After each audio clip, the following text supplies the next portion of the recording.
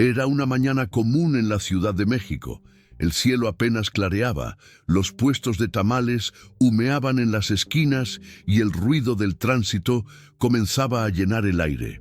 Canelo Álvarez había salido temprano a comprar café antes de una reunión privada. Le gustaba caminar solo, sin guardaespaldas ni escándalos, sentir la ciudad como cualquier ciudadano.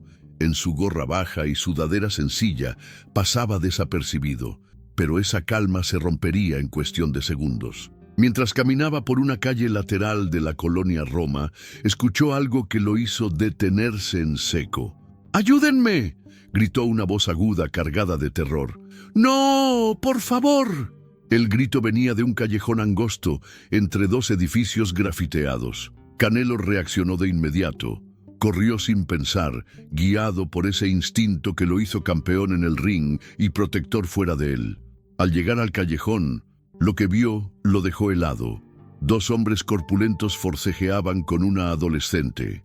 Ella pataleaba, se resistía, pero ellos la arrastraban como si fuera un saco. Uno llevaba un cuchillo en la mano, el otro sostenía una mochila con fuerza, sus rostros cubiertos con pasamontañas. Era un secuestro en plena luz del día. ¡Suéltenla!, rugió Canelo sin pensarlo dos veces. Los hombres se giraron sorprendidos. Uno de ellos se lanzó hacia él, navaja en mano, pero no sabían con quién se metían. Canelo esquivó el golpe con la facilidad de quien ha entrenado millones de veces para reaccionar así. Con un movimiento certero, lo tumbó de un derechazo al estómago. El otro sacó un arma, pero Canelo ya estaba encima.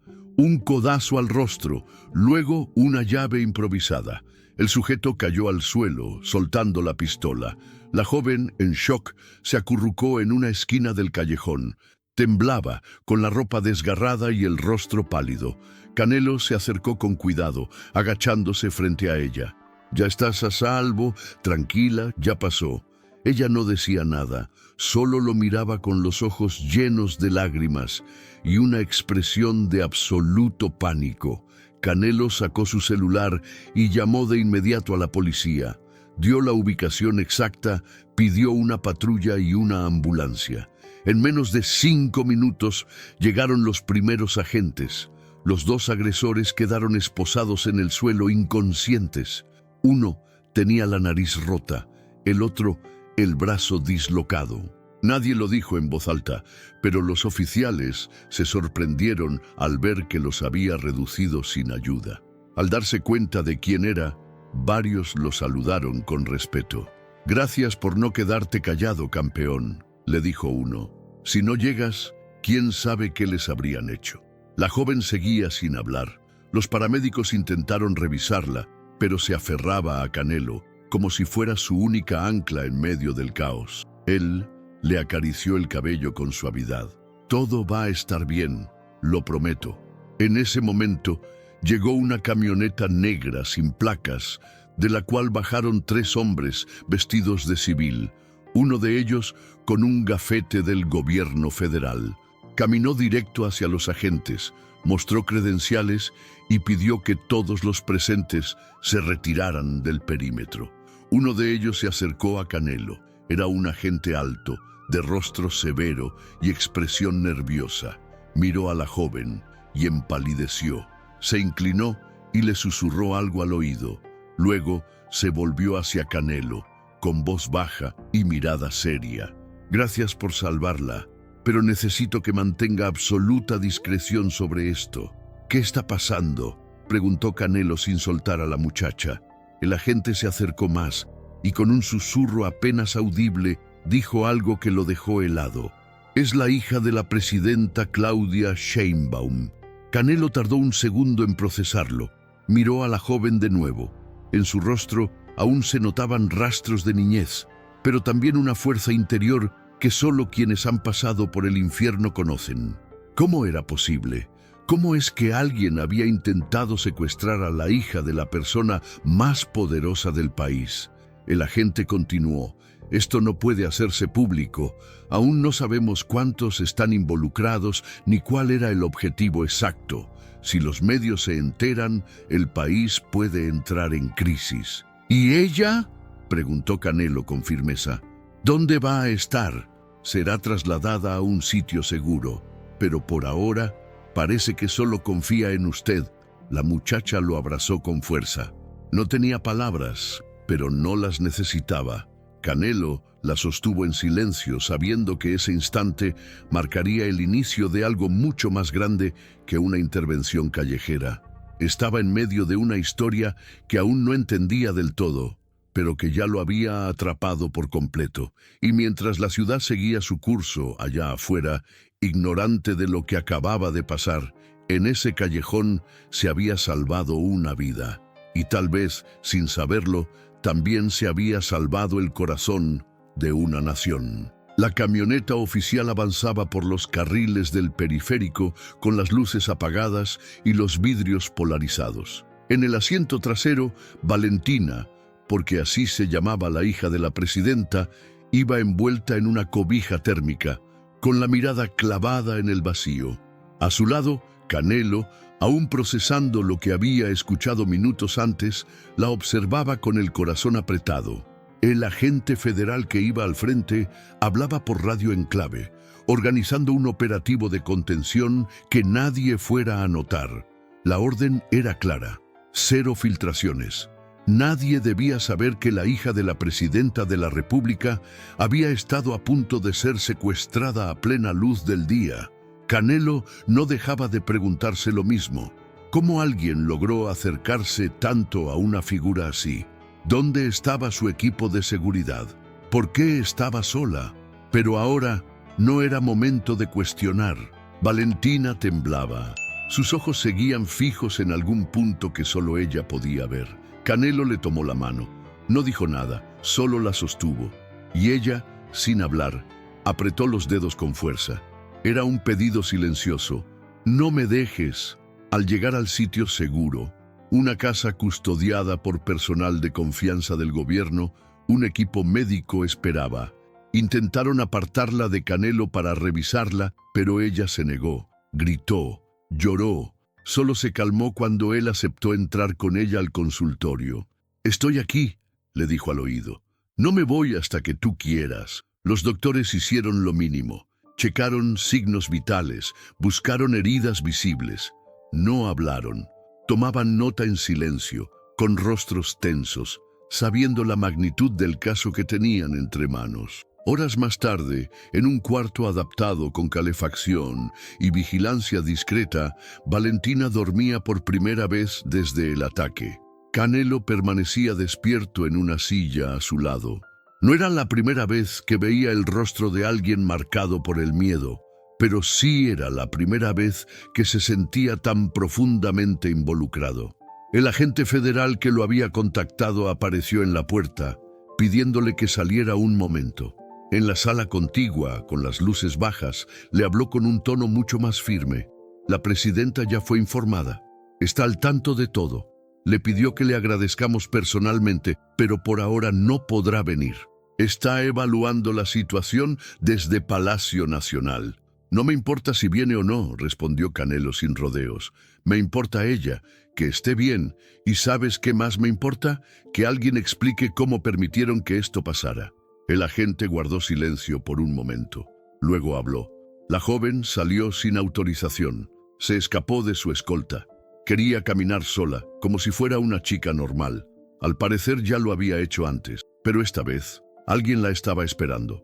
Esa frase fue como una piedra en el estómago. Entonces sabían, ya la habían vigilado antes. Parece que sí, aún estamos investigando. ¿Y qué harán con los que intentaron llevársela?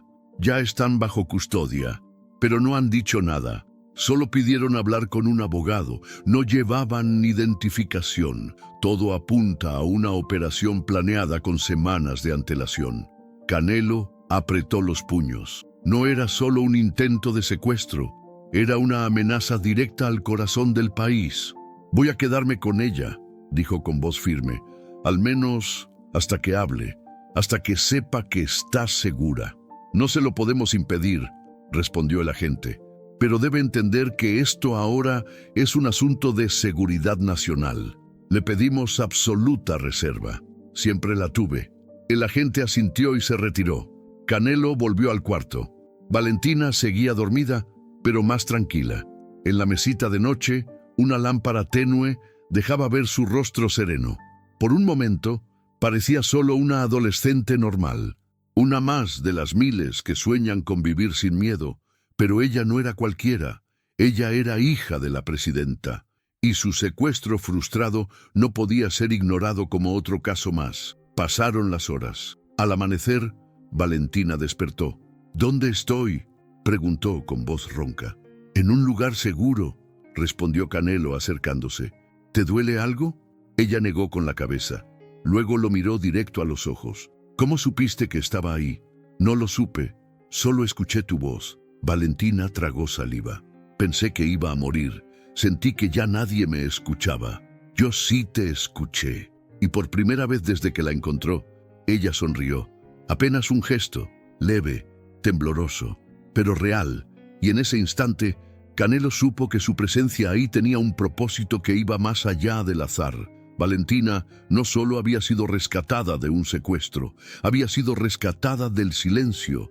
Y Canelo, una vez más, estaba en el lugar correcto, en el momento en que más se necesitaba corazón. El día después del rescate fue como un limbo. Afuera, la Ciudad de México seguía rugiendo con su ritmo frenético. El tráfico, los vendedores ambulantes, los noticieros con temas superficiales. Pero en la casa segura donde Valentina descansaba, el mundo parecía haberse detenido. La televisión estaba apagada, nadie usaba celular, y los únicos sonidos eran el murmullo de las enfermeras y el eco distante de los helicópteros de vigilancia que sobrevolaban la zona. Canelo seguía ahí. No se había movido del lado de la joven. Se convirtió en su sombra, en su guardián silencioso.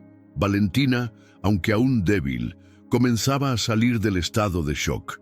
No hablaba mucho, pero sus ojos decían más que cualquier palabra. Había algo en la forma en que lo miraba que no era solo gratitud. Era confianza, algo que ni los agentes, ni los doctores, ni siquiera su propio equipo de seguridad habían logrado despertar. Esa mañana, una asesora de imagen del gobierno llegó con ropa nueva, maquillistas y un fotógrafo. El plan era tomar una imagen de Valentina estable, para acallar rumores antes de que la prensa empezara a especular. La joven los miró entrar con cara de incredulidad. «¿Qué es esto?», preguntó con la voz apenas audible. «Solo queremos que el país vea que estás bien», dijo la mujer forzando una sonrisa. «No hablaremos del incidente, solo una imagen para tranquilidad nacional». Canelo se puso de pie, serio. «No, ella no necesita demostrarle nada a nadie, y menos ahora. Es un protocolo», insistió la asesora. «Pues rompan el protocolo», dijo él con voz firme. «Porque si siguen presionándola, voy a salir yo a los medios y no les va a gustar lo que tengo que decir». La mujer hizo una llamada rápida, nerviosa. Luego salió de la habitación sin mirar atrás. Valentina lo observó, con una mezcla de sorpresa y alivio. «Gracias. Otra vez. No tienes que agradecerme. No estoy aquí por obligación. Estoy aquí porque quiero que estés bien». Ella respiró profundo. Se sentó en la cama con lentitud y miró por la ventana. «Mi mamá no ha venido». Canelo se sentó a su lado. «Está ocupada y debe estar preocupada también. A veces el poder te aleja de lo más importante sin que te des cuenta». Valentina bajó la mirada. «A veces siento que soy invisible para ella, que solo soy un tema delicado, nunca una hija. Solo una responsabilidad más». «Tú no eres una responsabilidad», le dijo él, tocando suavemente su hombro. «Eres una persona y mereces ser escuchada, cuidada, amada». Ella lo miró de nuevo, y esta vez sus ojos se llenaron de lágrimas. No lloró con escándalo, solo dejó que el agua escurriera como quien finalmente acepta que puede soltar el peso. Pasaron los días, y cada día Valentina hablaba un poco más. No sobre el secuestro, aún no podía revivirlo, pero sí sobre su vida, el internado donde estudió en Canadá, los eventos donde tenía que sonreír ante cámaras, las veces que escapaba para ir al parque como cualquier niña normal. Tenía una voz dulce, con un dejo de melancolía que rompía el alma. Canelo la escuchaba como quien cuida un secreto sagrado. No interrumpía, solo estaba ahí. A veces le contaba anécdotas de su infancia en Jalisco, de cómo vendía paletas para ayudar a su mamá, de cómo el boxeo lo había salvado. Ella se reía. Le encantaba imaginarlo con guantes de cartón y sueños gigantes. Una noche, mientras el cielo se pintaba de naranja y la ciudad comenzaba a encender sus luces, Valentina preguntó: ¿por qué te quedaste? Canelo no respondió de inmediato. Pensó. Luego dijo: porque cuando escuché tu grito, no fue solo un sonido, fue un llamado. Y aunque no sabía quién eras, supe que tenía que protegerte. No por quién eres, sino porque eras tú. Valentina sonrió. Y por primera vez desde que todo comenzó, se rió con ganas. ¿Sabes qué creo?, dijo. Que no fue casualidad, que tú tenías que estar ahí ese día. Como si alguien allá arriba hubiera dicho: mándale a Canelo. ¿Tú crees en el destino? Creo en las personas que no huyen cuando más las necesitas. El vínculo entre ellos se volvió inquebrantable. No era una historia de romance ni de fama. Era algo más puro. Una conexión humana que había nacido en medio del caos y florecido en el silencio. Pero afuera, la tormenta apenas se estaba gestando. El intento de secuestro ya se había filtrado entre ciertos círculos políticos. Rumores, teorías y versiones contradictorias circulaban entre pasillos del poder. Nadie hablaba abiertamente, pero todos sabían que algo grave había pasado, y algunos estaban desesperados por ocultarlo. Mientras tanto, Canelo y Valentina se preparaban para lo que venía, porque aunque aún no lo sabían, lo más peligroso no había sido el callejón. Lo más peligroso era lo que vendría cuando las verdades empezaran a salir. El ambiente dentro de la casa segura había cambiado. Lo que antes era un refugio silencioso, ahora estaba lleno de ojos y oídos. Cada persona que entraba parecía medir sus palabras. Las llamadas se hacían con códigos. Las puertas se cerraban con doble llave. Y Valentina, aunque rodeada de protección, comenzaba a sentir el peso del encierro. Canelo lo notaba. La chica dormía menos, comía poco. A veces se sentaba por horas junto a la ventana como esperando que alguien le explicara qué estaba pasando en realidad.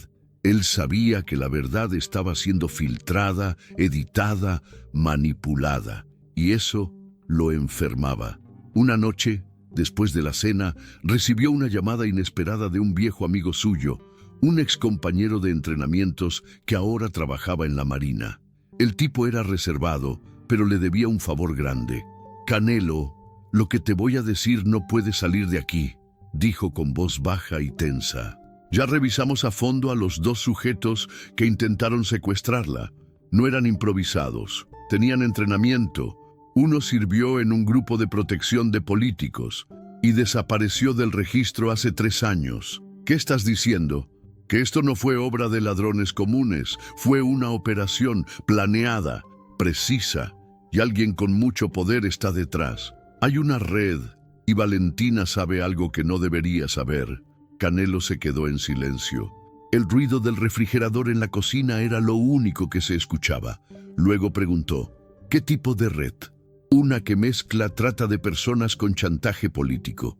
Se infiltran en las altas esferas, buscan puntos vulnerables y, al parecer, la hija de la presidenta vio algo que no debía. ¿Ella lo sabe? Tal vez no lo recuerda o no lo entiende todavía, pero estuvieron siguiéndola por semanas. Sabían dónde iba, cómo salía y esperaban el momento justo. La llamada terminó con una advertencia: protégela, pero prepárate, esto no va a quedarse así. Esa noche, Canelo no durmió. Se quedó junto a la puerta del cuarto de Valentina como un guardián silencioso. Recordaba cada palabra de la llamada, cada sombra que había notado moverse entre los pasillos del poder. Por primera vez sentía miedo, no por él, sino por ella. Al día siguiente, mientras tomaban el desayuno, Canelo le preguntó con cuidado: «Vale, ¿hay algo que no me hayas contado?» Ella lo miró con confusión.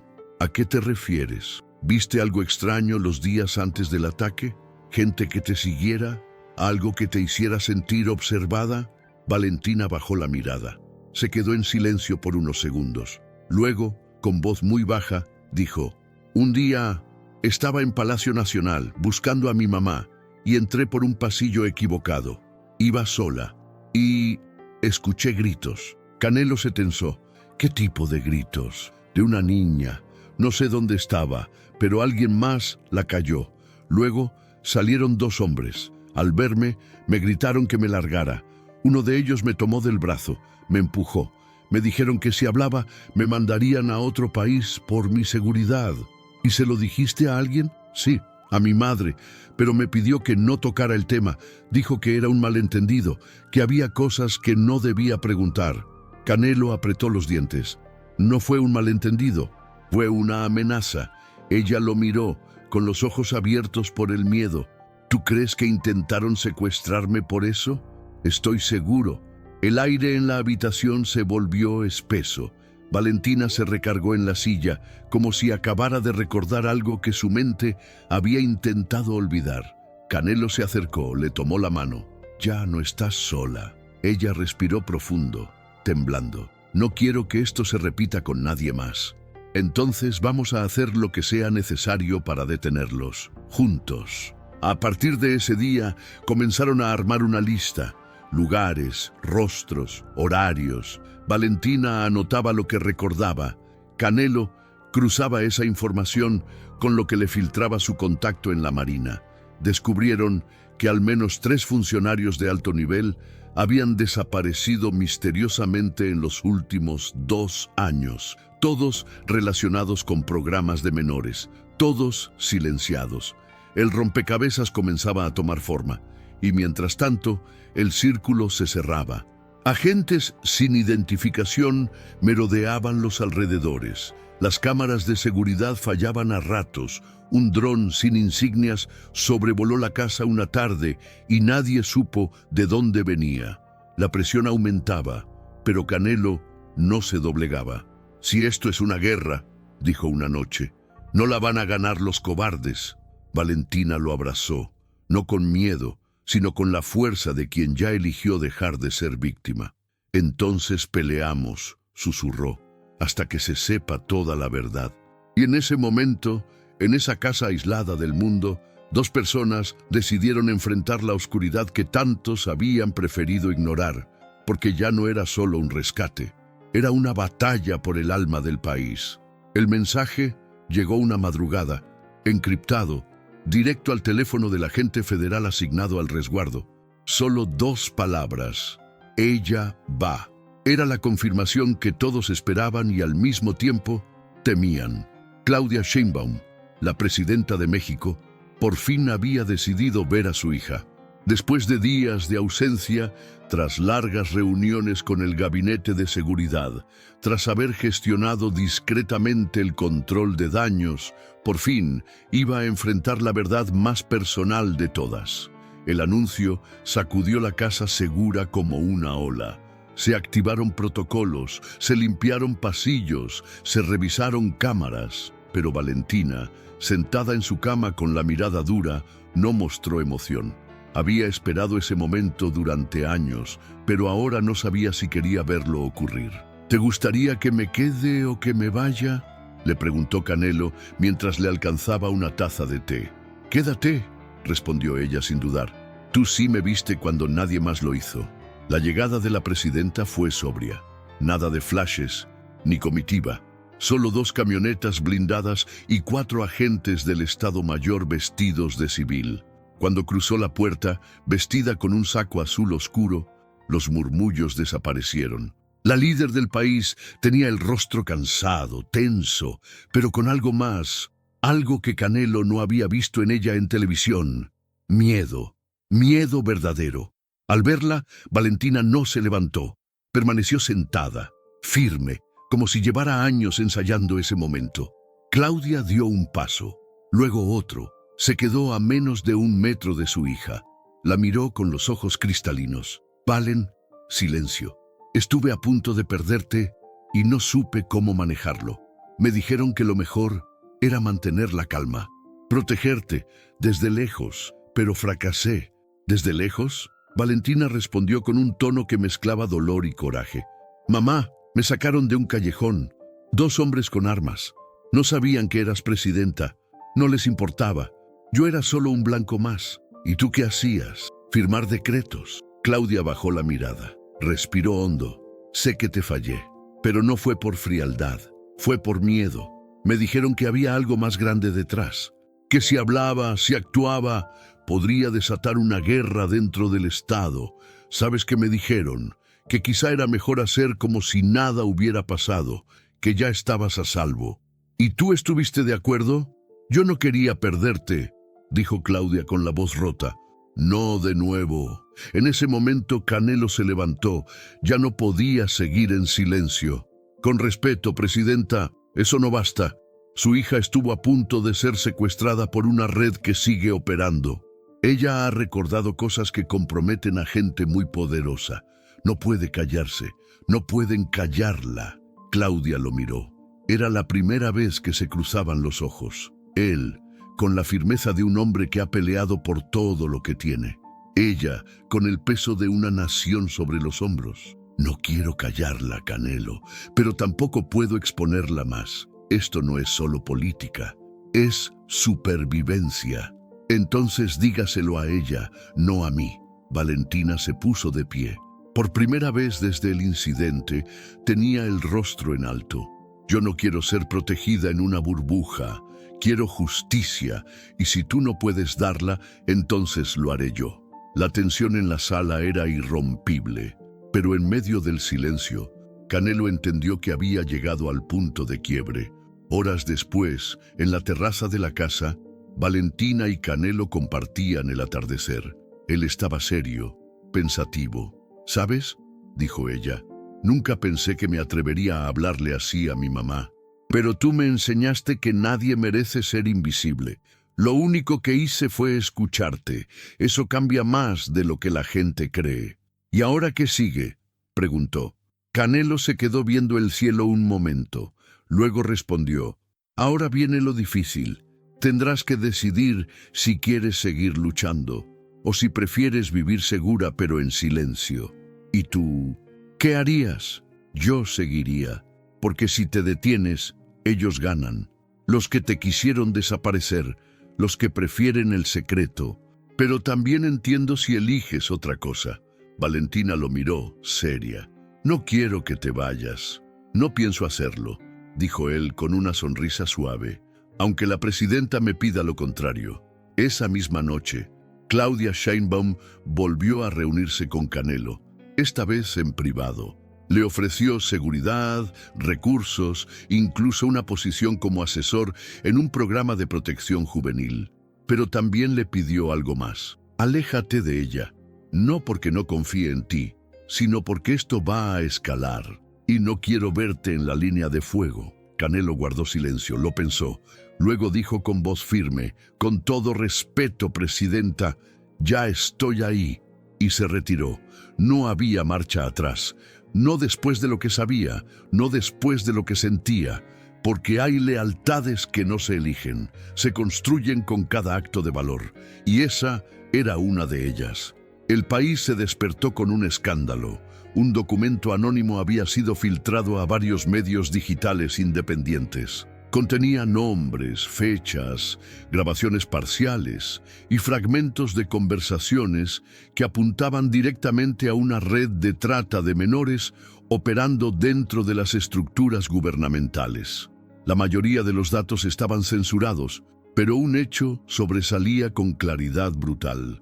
El intento de secuestro de Valentina Sheinbaum no había sido un hecho aislado.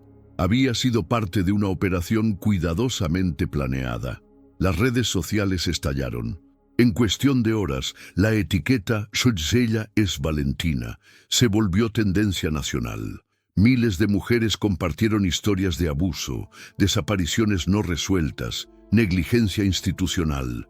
Nadie hablaba aún de los culpables, pero todos sabían lo mismo. Había un sistema podrido detrás y alguien había tenido el valor de abrir esa puerta. En Palacio Nacional la presión era insostenible.